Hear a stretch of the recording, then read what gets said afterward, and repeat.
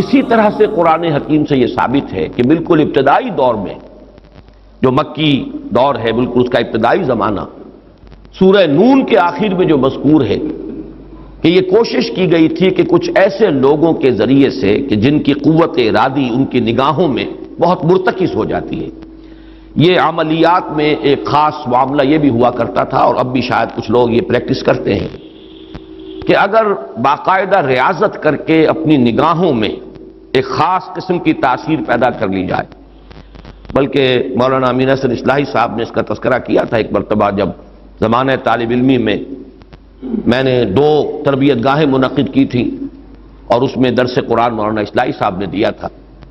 کہ آج کل بھی بعض لوگ یہ کرتے ہیں کہ رات کے پچھلے پہر اٹھ کر نہا دھو کر سفید براق کپڑے پہن کر پھر بیٹھتے ہیں اور کسی بالکل سفید کاغذ پر ایک چھوٹا سا نقطہ لگاتے ہیں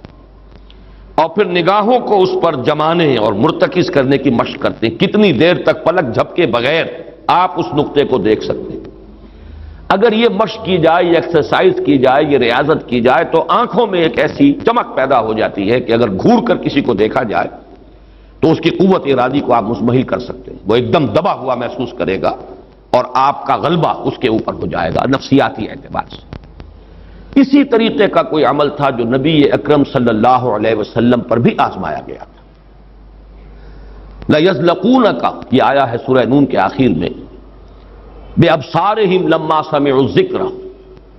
یہ لوگ چاہتے ہیں کہ اپنی نگاہوں کے ذریعے سے آپ کو پھسلا دیں، آپ کے قدم ڈگمگا دیں، آپ کی قوت ارادی کو کچل دیں۔